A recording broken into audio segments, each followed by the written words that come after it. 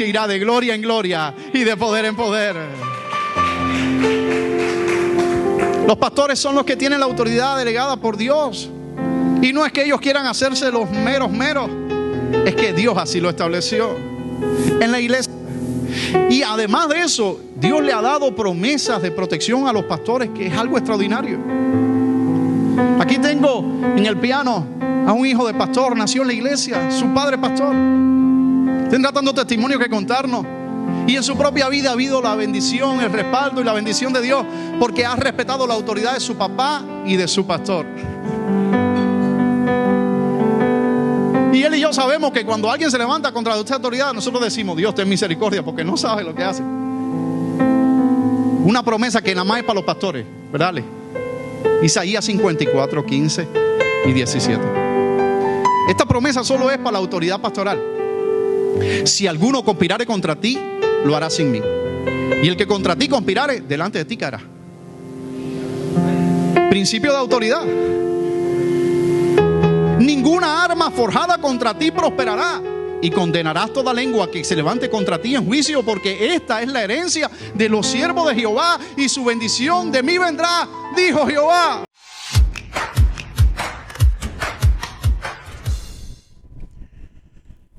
Es importante aclarar acá algo antes de iniciar este estudio que nos va a dar unas luces sobre por qué es tan importante el tema de las escrituras en la vida de una nación, en la vida de una familia, en la vida de incluso una vida individual del creyente.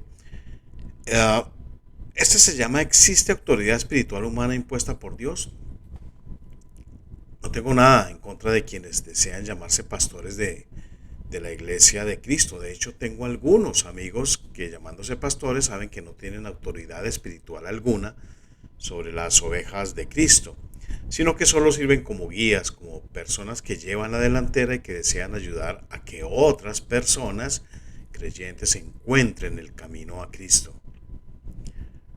Contra quienes sí tengo algo es contra aquellos líderes religiosos que se autoendilgan una autoridad espiritual sobre la grey, aduciendo mentirosamente, hay que decirlo, que Dios les entregó esa autoridad para servir de canales entre Jesús y los hombres, y para que la iglesia les rinda a ellos la misma obediencia que se le brinda a Cristo. En el mensaje de Jesús, en el libro de Apocalipsis, a la iglesia de Éfeso, miremos lo que dice. Vamos a ir entendiendo. Apocalipsis 2:6. Pero tienes esto, que aborreces las obras de los nicolaítas, las cuales yo también aborrezco. Obras de los nicolaítas. La palabra nicolaíta viene del griego Nico, opresor, que deriva también de Nike, la diosa griega de la victoria, y laita, pueblo, los que están bajo las órdenes de los opresores. Entonces, nicolaítas son básicamente los gobernantes tiranos, opresores del pueblo. También una traducción correcta sería herejes. Dios odia la doctrina y las obras de los nicolaítas. En la Biblia la doctrina está estrechamente ligada a las obras. La doctrina, que la fe, es la puesta en marcha de lo que se cree. Al contrario de lo que nos han enseñado en las escuelas y en las iglesias, que dicen que la doctrina es lo que se cree y no necesariamente está relacionada con las obras. Dios advierte que odia la opresión de los líderes sobre el pueblo, pero la cristiandad se ha hecho la de la vista gorda ante esto. Esconden el significado de las palabras de Jesús ante sus creyentes, que son solamente seguidores oprimidos. El hecho de que se advierta contra esto nos dice que esta doctrina ya estaba arraigada sobre varias congregaciones cristianas de Asia Menor. No es nuevo tampoco. Un poco antes de que Pablo escribiera esta carta, en el pleno ministerio de Jesús, podemos verlo en Marcos 10:35 al 45. Vemos algo bien importante donde Jesús lo muestra muy claramente. Marcos 10:35 al 45. Entonces Jacobo y Juan, hijos de Zebedeo, se le acercaron diciendo: Maestro, querríamos que nos hagas lo que pidiéramos. Él les dijo: ¿qué queréis que os haga? Ellos le dijeron, concédenos que en tu gloria nos sentemos el uno a tu derecha y el otro a tu izquierda. Entonces Jesús les dijo, no sabéis lo que pedís. ¿Podéis beber del vaso que yo bebo o ser bautizados con el bautismo con que yo soy bautizado? Ellos dijeron, podemos.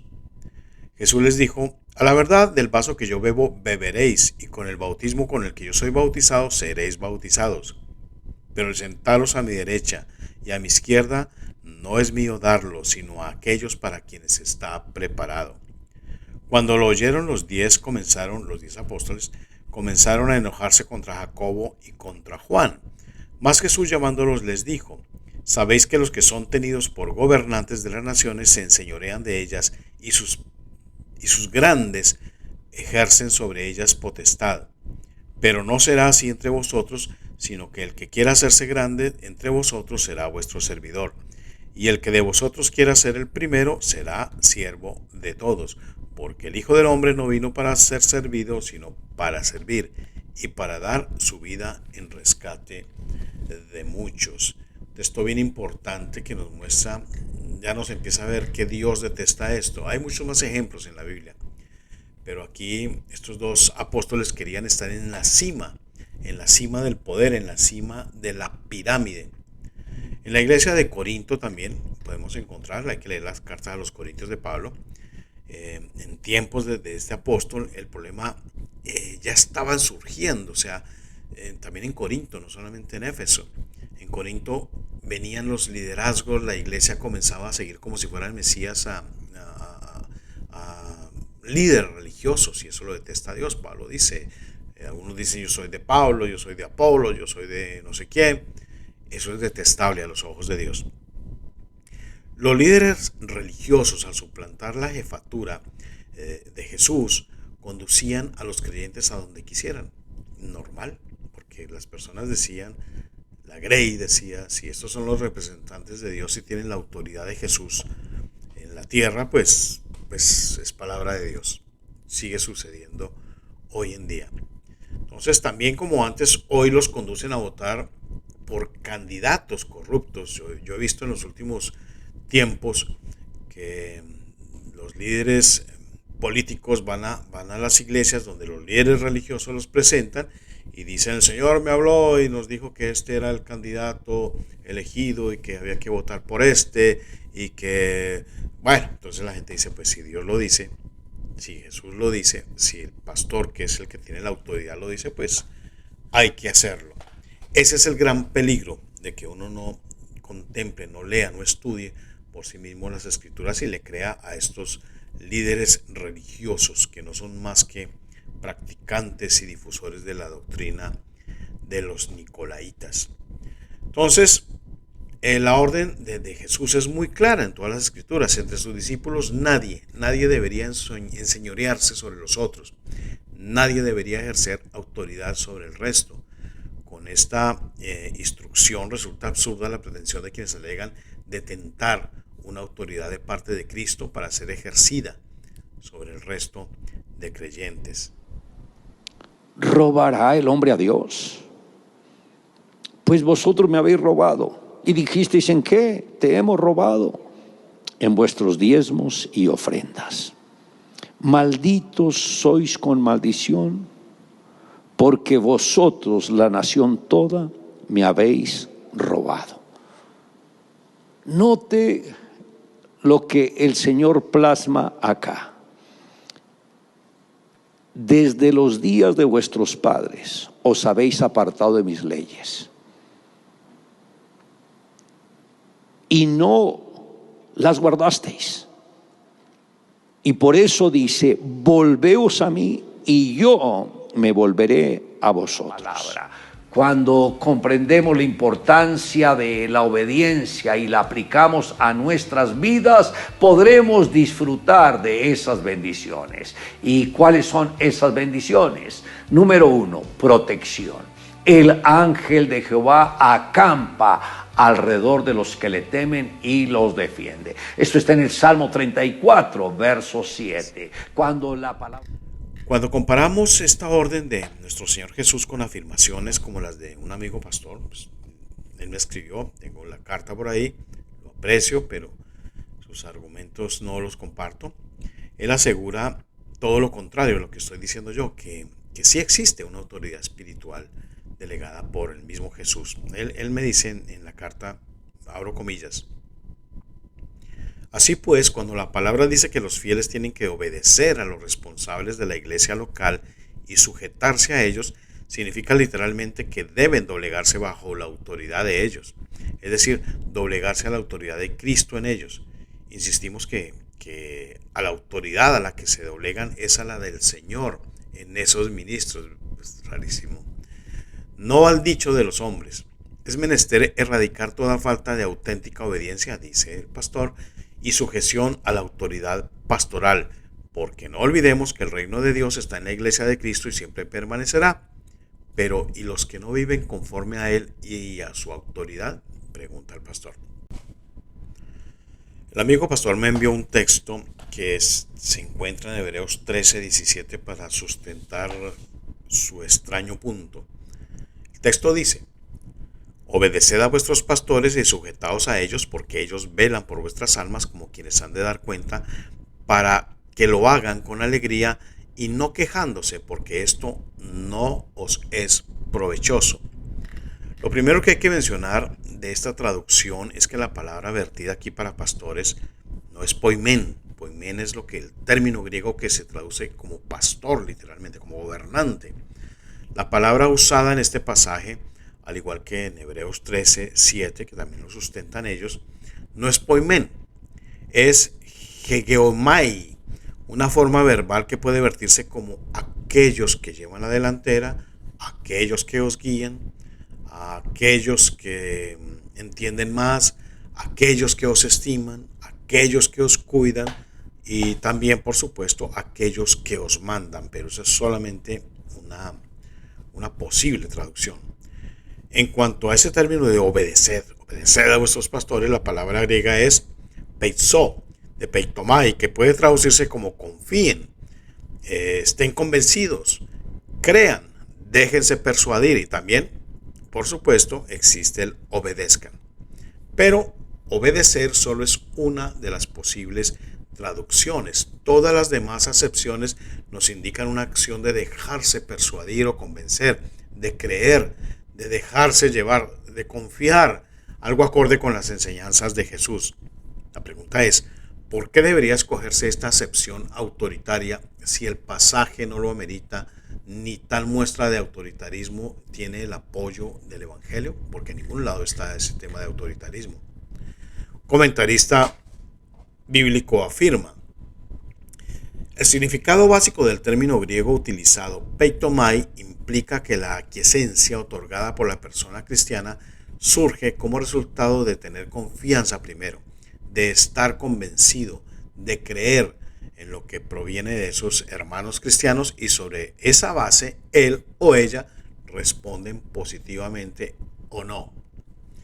Entonces, con todo, si aún se tradujera obedeced a quienes llevan la delantera, esto implicaría automáticamente una virtual sumisión hacia personas que llevan la delantera. La respuesta siempre será negativa, puesto que el mandato de Cristo no se limitaba solamente a que los cristianos se hicieran llamar maestros o líderes, Él lo prohibía, sino que también prohibía rotundamente el que alguien asumiera una posición de autoridad sobre sus hermanos creyentes. Mateo 20:26: y los que son grandes ejercen autoridad sobre ellos, pero entre vosotros no será así. Dios odia eso. Dios odia esa doctrina de los nicolaitas. ¿Por qué razón? Pregunto de nuevo, ¿deberíamos aceptar una traducción autoritaria pudiendo optar de manera perfectamente válida por otra más acorde con el mensaje total global del Evangelio? Claramente, quienes usaron esas palabras autoritarias estaban buscando sustentarla bíblicamente. Dentro de la amplia gama de posibilidades, ellos prefirieron usar precisamente la única traducción que no se acomodaba al contexto del Evangelio de Cristo. Esa única opción es el autoritarismo. Evidentemente, quienes usaron obedezcan, pudiendo utilizar déjense persuadir o escuchen, déjense guiar, querían comunicar un mensaje claro y contundente y erróneo de la existencia de una jerarquía entre los seguidores de Cristo, algo que Cristo rechazó de manera muy contundente. De la misma manera, cuando la palabra menciona las diferentes designaciones de pastor, evangelizador, maestro y así por el estilo, lo que está describiendo son servicios que deben rendirse, servicios, trabajo que debe hacerse en favor de la comunidad cristiana, y de ninguna manera se refiere a cargos en el sentido de posiciones organizacionales en una institución corporativa. En cualquier caso, los términos de servicios, escuchen, armonizan perfectamente con las Escrituras en contraste con los estridentes líderes y obedezcan. Aceptar que sí existe una clase que ejerce la autoridad delegada de Jesús en la tierra nos llevaría obligatoriamente a aceptar una diferencia en el pueblo de Dios y la existencia de una clase clerical y un lego. O dicho en otras palabras, al responder positivamente a la pregunta de si existe autoridad espiritual humana, estaríamos dando por hecho que la Iglesia de Cristo está dividida entre dos clases. Una clase sacerdotal, que es la que dirige, la que ordena, la que tiene autoridad, y una clase de legos, el pueblo, que obedece a la clase sacerdotal. Eso es doctrina de Nicolaitas. Por el contrario, las Escrituras nos muestran que los pastores, los ancianos, líderes, presbíteros, superintendentes, llámenos como quieran, diáconos o cualquier otro título que se le dé a un hombre para investirlo de un nivel superior espiritual, es una interpretación incorrecta de la palabra de Dios, y esa interpretación va en contra del mensaje del Evangelio, como lo vamos a demostrar siempre teniendo como base la Biblia en los capítulos que vienen. La Biblia hay que entenderla como un todo, no sirve sacar un texto, aislarlo y dar ahí una doctrina o una enseñanza obviando lo que dice la totalidad de las Escrituras. Así no funciona. No se puede sacar los textos de su contexto ni del mensaje principal de las Escrituras. Volvamos a ver Hebreos 13:17. Obedeced a vuestros pastores y sujetaos a ellos, porque ellos velan por vuestras almas como quienes han de dar cuenta, para que lo hagan con alegría y no quejándose, porque esto no os es provechoso. El texto correctamente traducido sería: déjense aconsejar por quienes llevan la delantera, sujétense a ellos, porque ellos velan por vuestras almas, como quienes han de dar cuenta, para que lo hagan con alegría y no quejándose, porque esto no os es provechoso. Entonces vamos por partes. Hay que entender el contexto histórico y los antecedentes de esta carta, de esta epístola a los hebreos que escribió Pablo, es lo más seguro. Y en el próximo estudio analizaremos el contexto, este contexto de la carta a los hebreos, porque el asunto se pondrá muy interesante. Doctrina de Nicolaitas, no lo olviden. Nos vemos en el próximo estudio. Gracias.